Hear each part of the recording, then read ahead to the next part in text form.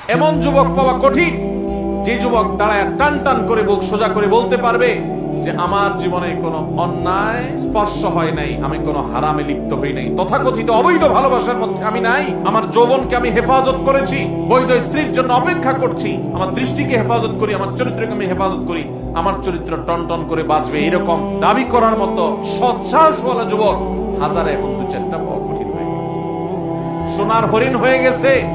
যুবক ভাইরা আমার, এই চরিত্র নষ্টের জন্য আল্লাহর কাছে হিসাব দিতে হবে। কিয়ামতের ময়দানে চারটি প্রশ্নের উত্তর দেওয়া ছাড়া একটা মানুষকে পানাতে দেওয়া হবে না। তার ভিতরে একটা হলো ওয়ান শাবাবিহি ফিমা আবলা, যে যৌবন কালকে তুমি কোন কাজে কাটাইছো। ম্যাক্সিমাম যুবক সমাজের তারা আজকে এই অন্যায় কালচার, বয়ফ্রেন্ড গার্লফ্রেন্ড কালচারে গিয়ে, হারাম সম্পর্কে গিয়ে তারা শেষ হয়ে যাচ্ছে।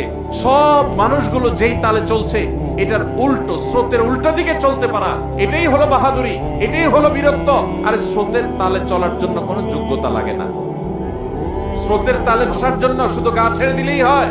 স্রোতের উল্টা দিকে আসার জন্য নিজের ভেতরে সুপ্ত ইমানি শক্তি লাগে, চেতনা শক্তি লাগে, যথেষ্ট সাহস লাগে। ম্যাক্সিমাম যুবক যুবতীরা হারাম কাজে লিপ্ত, অবৈধ সম্পর্কে লিপ্ত।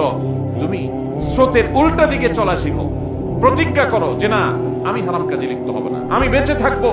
সবাই অন্যায় লিপ্ত, আমি ভিন্নতর হব, আমি নিজেকে নিয়ন্ত্রণ করব। বেশিরভাগ যুবকরা এখন অন্যায়ের সাথে গা ভাসায়, তাই না? অন্যায়ের সাথে গা ভাসায়।